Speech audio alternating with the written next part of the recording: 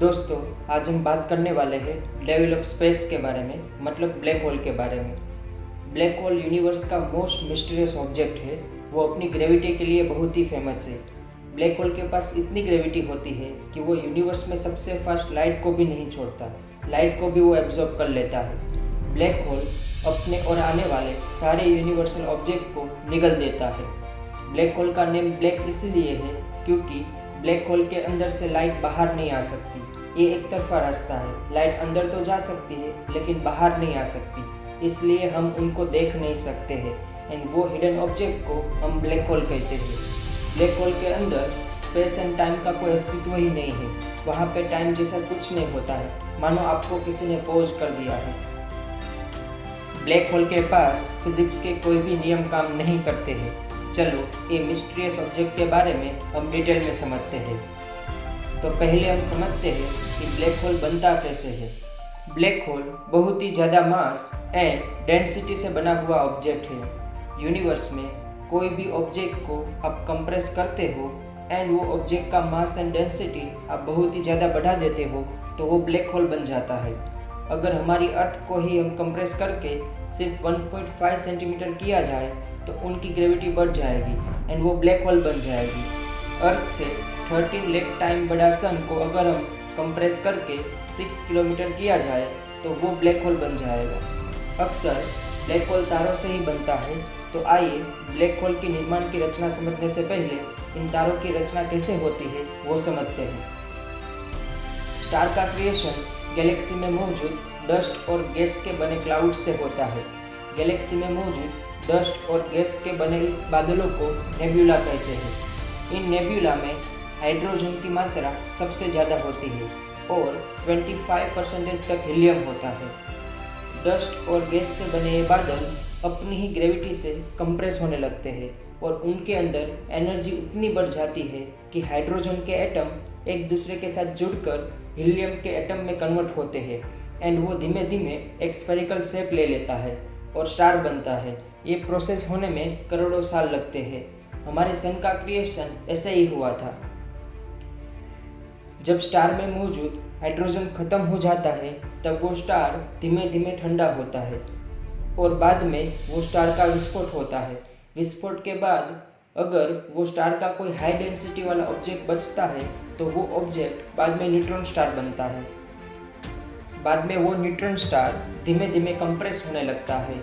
वो तब तक कंप्रेस होता है जब तक उनकी कंप्रेस होने की लिमिट ख़त्म नहीं हो जाती है एंड वो कंप्रेशन के बाद वो खुद स्पेस एंड टाइम का अस्तित्व खो देता है एंड वो इनविजिबल यानी कि अदृश्य हो जाता है।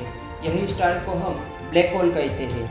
ब्लैक होल का संपूर्ण मास सेंटर में कॉन्सेंट्रेट होता है एंड वो पॉइंट को हम सिंगुलरिटी कहते हैं एंड वो सिंगुलरिटी के आसपास जो स्फेरिकल शेप होता है उनको हम इवेंट होराइजन कहते हैं। इस इवेंट होराइजन के बाहर कुछ भी नहीं जा सकता, लाइट भी नहीं। आइंस्टाइन की स्पेशल थ्योरी ऑफ रिलेटिविटी के अनुसार टाइम का प्रभाव यूनिवर्स की अलग अलग जगह पर अलग अलग होता है। अर्थ के ऊपर जिस स्पीड से टाइम फ्लो होता है उतनी ही स्पीड से टाइम यूनिवर्स की बाकी जगह पर फ्लो नहीं होता है। ब्लैक होल के पास बहुत ही ज़्यादा ग्रेविटी होती है, इसलिए वहाँ पे टाइम एग्जिस्ट नहीं करता है। जैसे ही आप ब्लैक होल के पास जाते हो तो वहाँ पे टाइम स्लो हो जाता है। ब्लैक होल के इवेंट होराइजन के अंदर टाइम स्टॉप हो जाता है। यूनिवर्स में बहुत सारे टाइप्स के ब्लैक होल होते हैं जो अपनी स्पेशलिटी के कारण फेमस होते हैं। ऐसा स्टार जिसका मास हमारे सन से कुछ टाइम ज़्यादा होता है और ग्रेविटेशनल कंप्रेशन के कारण वो ब्लैक होल बना है, उसे स्टेलर मास ब्लैक होल कहा जाता है। जिस ब्लैक होल का निर्माण गैलेक्सी के सेंटर में होता है और उनका ग्रेविटेशनल फोर्स अपार होता है, जो बहुत ही बड़े होते हैं, उसको सुपरमैसिव ब्लैक होल कहा जाता है। उनका मास हमारे सन से लाखों गुना ज़्यादा होता है। कुछ ऐसे भी ब्लैक होल होते हैं जिसका मास हमारे सन से भी कम होता है और उनका निर्माण अपने ही कोर के कॉन्ट्रैक्शन से होता है। वो ब्लैक होल को प्रीमोर्डियल और स्मॉल ब्लैक होल कहते हैं। हम में से बहुत सारे लोगों का यह प्रश्न है कि ब्लैक होल लाइट को भी एब्जॉर्ब कर लेता है, इसीलिए वो अदृश्य है। तो वैज्ञानिक ब्लैक होल का पता कैसे लगाते हैं? तो एस्ट्रोनॉमर मिशेल के अनुसार ब्लैक होल अदृश्य होने के बावजूद भी अपने आसपास के स्पेस ऑब्जेक्ट पर ग्रेविटेशनल फोर्स लगाता है। ऐसे में बीच में तो अंधेरा होता है, लेकिन उसके आसपास की चीज़ें अंधेरे की तरफ खींच रही दिखाई देती है। कभी कभी यूनिवर्स में दो तारे एक दूसरे की परिक्रमा करते मालूम पड़ते हैं, जिसके बीच में बहुत बड़ा काला धब्बा होता है। उस अवस्था में वहाँ पर ब्लैक होल होने की स्थिति मालूम होती है। यूनिवर्स में कोई भी ऑब्जेक्ट अगर बोर्न होता है तो उनका एंड भी फाइनल है। ब्लैक होल भी बहुत सारे टाइम के बाद डेड हो जाता है। स्टीफन हॉकिंग ने बताया था कि जब ब्लैक होल अपने इवेंट होराइजन पे सारे ऑब्जेक्ट को निगल रहा होता है, तब वो सारे ऑब्जेक्ट ब्लैक होल के सराउंडिंग में रिवॉल्व होते हैं एंड कंटिन्यूस रेडिएशन को इमिट करते हैं। वो रेडिएशन को हॉकिंग रेडिएशन के नाम से जाना जाता है। एक टाइम ऐसा आता है कि ब्लैक होल का सारा मास रेडिएशन के थ्रू स्पेस में इमिट हो जाता है एंड ब्लैक होल डेड हो जाता है।